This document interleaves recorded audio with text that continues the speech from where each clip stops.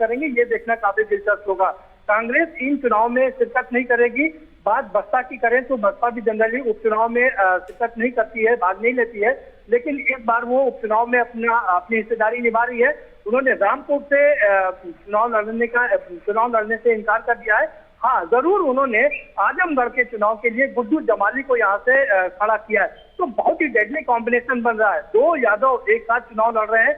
निरहुआ जहाँ भारतीय जनता पार्टी की ओर से, तो दूसरी ओर से धर्मेंद्र यादव उनके सामने आने वाले हैं। और तीसरी बड़ी बात है कि क्योंकि अल्पसंख्यक वोट भी वहां पर काफी मात्रा में है, उसके लिए गुड्डू जमाली को बसपा ने उतारा है। तो अब बसपा चाह रही है कि यहाँ पर डीएम कॉम्बिनेशन बने, यानी कि दलित और मुस्लिम का कॉम्बिनेशन बने, जिससे वो सीट की हकदार बने, जीत दर्ज की जा सके। तो वहीं अखिलेश यादव पूरी तरीके से अपने यादव वोट बैंक पर और मुस्लिम वोट बैंक पर डिपेंडेंट है कि ये दोनों जिनका डेडली कॉम्बिनेशन है वो इंटैक्ट रहे और भारतीय जनता पार्टी इसमें सेंध न लगा सके। लेकिन जिस तरह से आजमगढ़ में सबकी सारी की सारी सीटें समाजवादी पार्टी ने जीती है, इसलिए भारतीय जनता पार्टी पूरी कोशिश कर रही है कि इस आजमगढ़ में किसी तरह से सेंध लगाई जा सके और इनका जो किला है उस किले को ढहाया जा सके।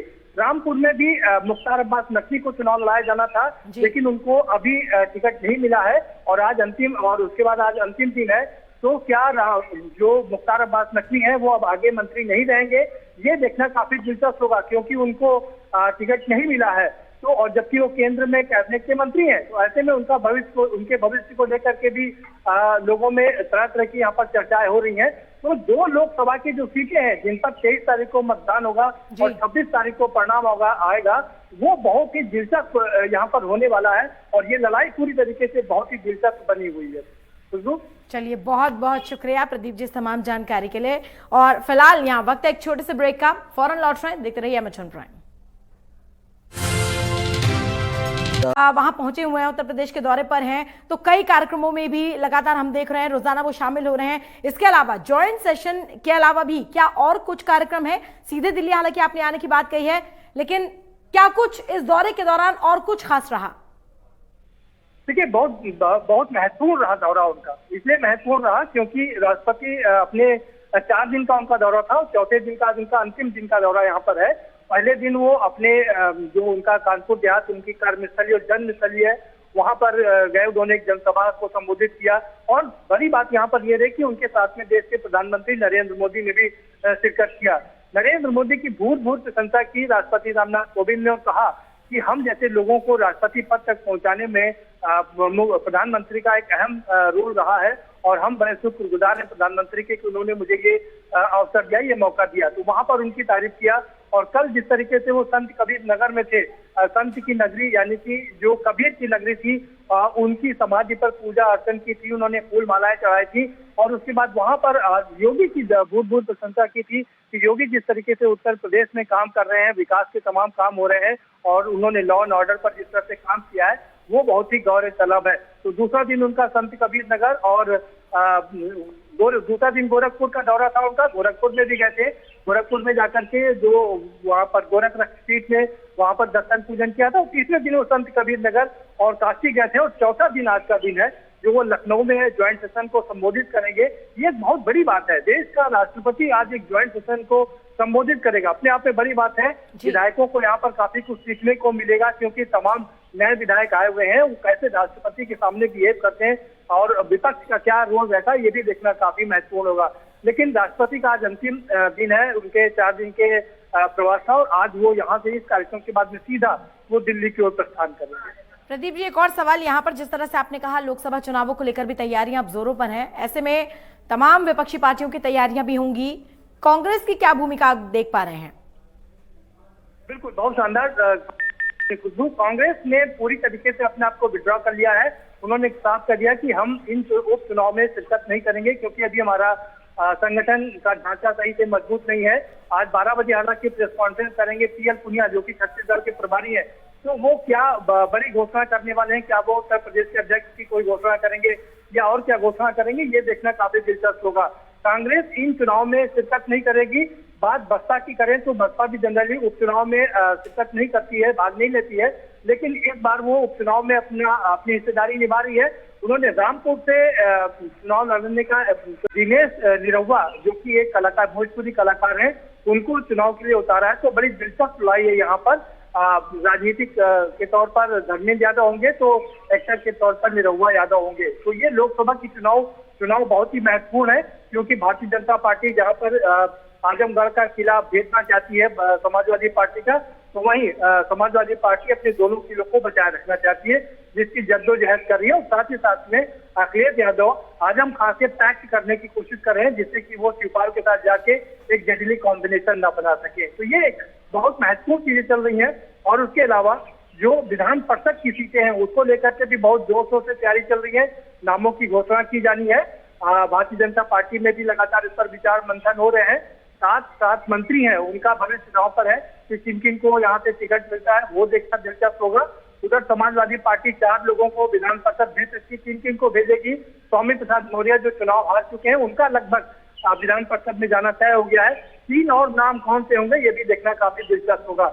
एक और बड़ी दिलचस्प बात है, आजमगढ़ से बलिहारी बाबू के बेटे को चुनाव लड़ाने की बात की गई थी। एक दलित है, लेकिन उन्होंने चुनाव लड़ने से इसलिए इनकार कर दिया क्योंकि उनका नाम वोटर लिस्ट में 2 जगह पर था। और उन्होंने चिट्ठी लिख करके अखिलेश यादव को ये बताया है कि हम अपना नाम इसलिए वापस ले रहे हैं कि अगर आपने हमको यहाँ से नॉमिनेट किया तो वो मेरा चुनाव नामांकन रद्द हो सकता है।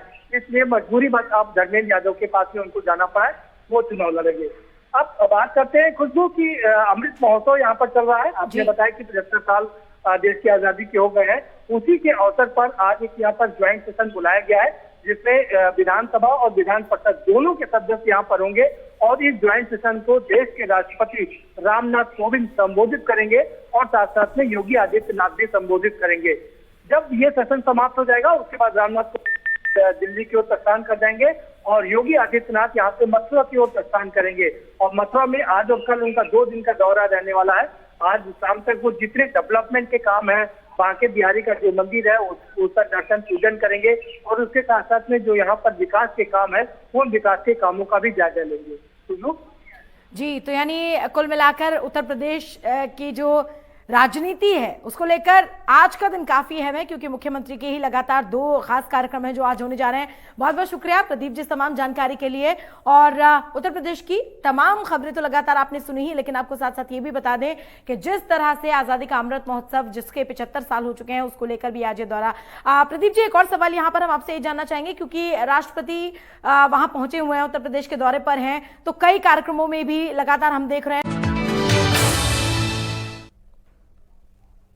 तो ब्रेक के बाद स्वागत है आप सभी का। बढ़ते हैं आगे। आजादी के अमृत महोत्सव के मौके पर उत्तर प्रदेश विधानसभा में ज्वाइंट सेशन बुलाया गया है। वहीं विधानसभा में राष्ट्रपति रामनाथ कोविंद और सीएम योगी आदित्यनाथ सदन को संबोधित भी करेंगे। आपको बता दें कि उत्तर प्रदेश सरकार की ओर से आज ज्वाइंट सेशन बुलाया गया है, जिसको राष्ट्रपति रामनाथ कोविंद संबोधित करेंगे। और इसके अलावा उत्तर प्रदेश के मुख्यमंत्री योगी आदित्यनाथ भी वहां मौजूद रहेंगे और सदन को संबोधित करेंगे।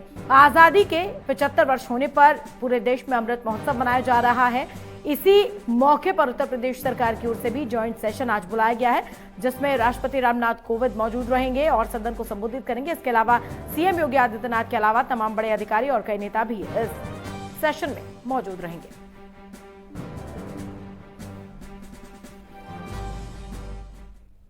उधर उत्तर प्रदेश के मुख्यमंत्री योगी आदित्यनाथ 2 दिवसीय मथुरा के दौरे पर हैं। आपको बता दें कि जो कार्यक्रम उनका तय है उसके दौरान जब सीएम मथुरा पहुंचेंगे तो शाम को करीब 8 बजे बांके बिहारी मंदिर के दर्शन पहुंचेंगे और पूजा अर्चन करेंगे। आपको बता दें कि सीएम योगी आदित्यनाथ के दौरे को लेकर सभी तैयारियां पूरी कर ली गई हैं। सुरक्षा के कड़े बंदोबस्त भी किए गए हैं।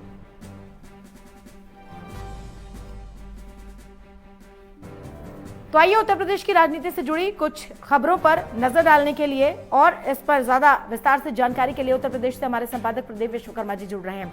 प्रदीप जी, आज मुख्यमंत्री का दौरा है मथुरा का भी, इसको लेकर भी जरा बताइए कि आज वो किस मकसद से मथुरा पहुंचे हैं और इसके अलावा जो सेशन है, ज्वाइंट सेशन जो बुलाया गया है, उसके बारे में भी बताइएगा। बिल्कुल, तो ये महत्वपूर्ण खबरें हैं जो आपने विस्तार से बताई, लेकिन उसके अलावा भी कुछ खबरें हैं वो भी हम अपने दर्शकों को अपडेट कर देते हैं। लोकसभा का चुनाव है यहाँ पर। कल आज उसका अंतिम तारीख है नॉमिनेशन का। 9 तारीख नाम पर्चा वापसी लेने की अंतिम तारीख हो गई। 23 तारीख को चुनाव है, 23 जून को, और 26 जून को रिजल्ट आना है। तो ये 2 लोकसभा सीट जो कि रामपुर है और आजमगढ़ की लोकसभा सीट है, ये दोनों सीटें वर्तमान में समाजवादी पार्टी के पास में है, इसलिए उनका जो स्टेक है वो दांव पर है कि कैसे वो कर पाते हैं। आज चूंकि अंतिम दिन है, इसलिए उनके नामों की घोषणा करीब करीब हो गई है, खाली मुहर लगना बाकी है। रामपुर की बात करें तो रामपुर में आजम खान की पत्नी तंजीम फातिमा चुनाव लड़ेंगी, और दूसरी ओर हम अगर आजमगढ़ की बात करें तो धर्मेंद्र यादव को वहां से उतारा जा रहा है। इस तरह से परिवारवाद का जो आरोप लग रहे थे कि डिम्पल को उतारा जा सकता है, उससे उन्होंने दूरी बनाई है। धर्मेंद्र यादव को यहाँ से उतारा गया है, और यहीं से भारतीय जनता पार्टी ने दिनेश निरहुआ, जो कि एक कलाकार, भोजपुरी कलाकार